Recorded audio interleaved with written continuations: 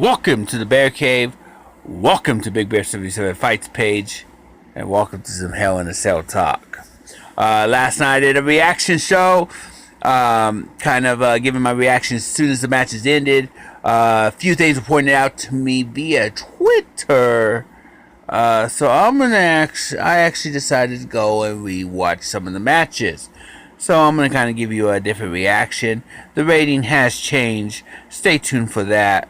In fact, you know what? If you're just coming here to hear what I'm going to say and want to know if I'm going to change my rating, I have. I said last night it could be a 3.5 Bear Claw to a 4 Bear Claw, and I ended up giving it a 4. I dropped their whole Bear Claw. It's 3 Bear Claws now. After watching these matches, rewatching these matches.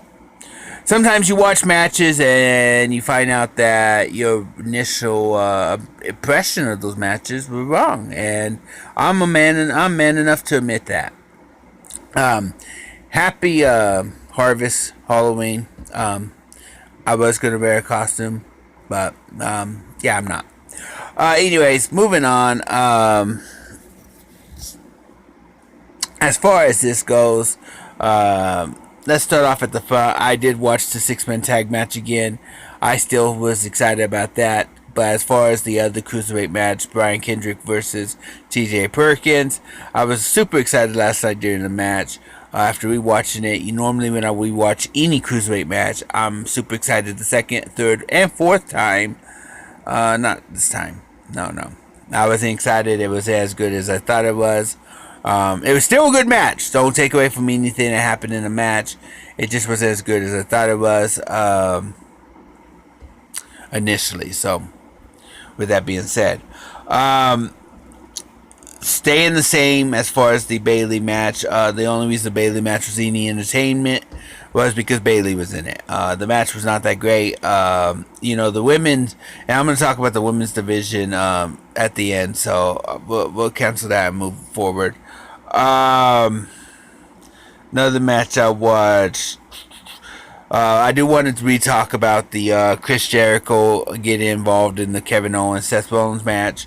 Like I said last night, don't take anything away from the match. Your feelings, your personal feelings, and all that. But when Jericho came down, you had that thought after the gate got locked: is he coming down? Is he going to turn face and attack Kevin Owens? What's going to happen in this match? So you had some thoughts. And I wasn't the only one that thought that. I saw on Twitter a couple people thinking the same thing.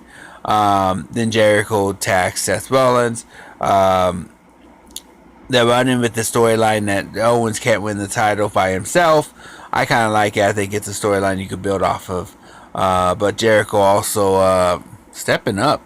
So I thought it was still a good match, despite my feelings about the competitors who tore up Seth Rollins.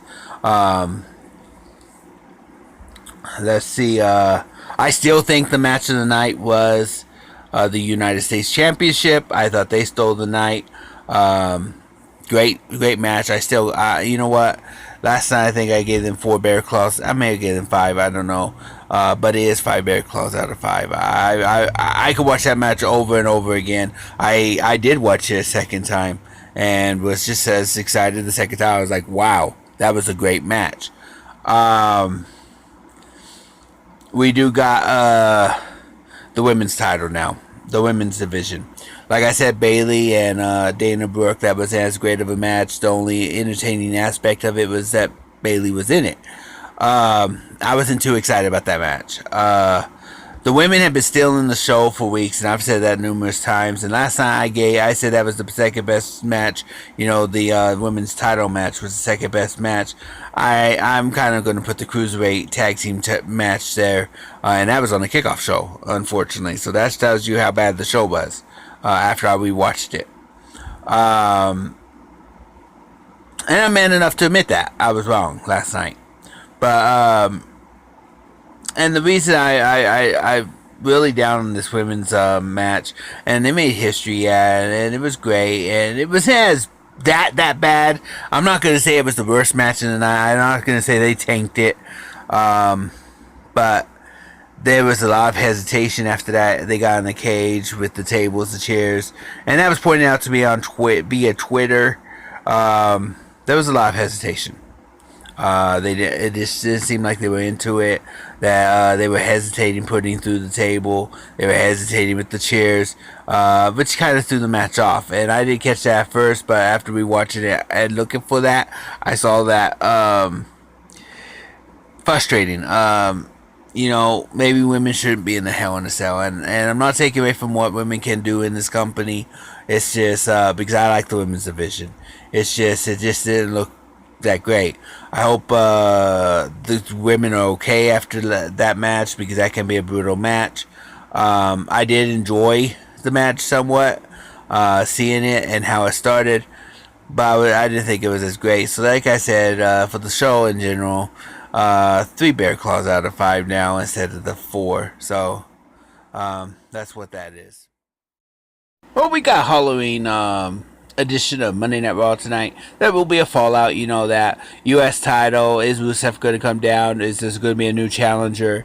The women's division. You got Bayley. She deserves a shot at the title, no doubt about it. Is Sasha Banks going to come down and want her rematch now? How is she doing? What's her house state? The Cruiserweight division. Are they going to continue with Brian Kendrick and TJ Perkins? Or are they going to add in other Cruiserweights to go at this too? Yes, TJ Perkins is due a rematch, but when are you going to bring in the rest of the division?